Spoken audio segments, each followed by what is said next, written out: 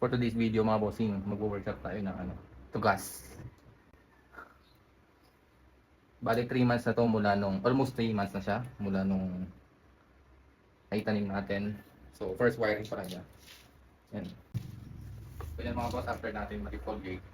So pipili na tayo ngayon ano yung ititira natin, lilinisin na rin natin. Ayan. And so bali ito na lang yung mga natirang branches na gagawin kong primary. So dito tayo mag-front.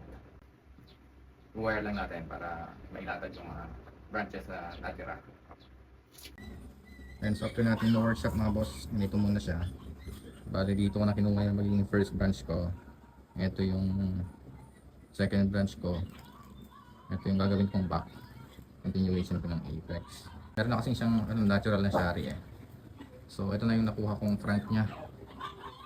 Dito sana sa kabila kaso may butas kasi dito. May sira siya.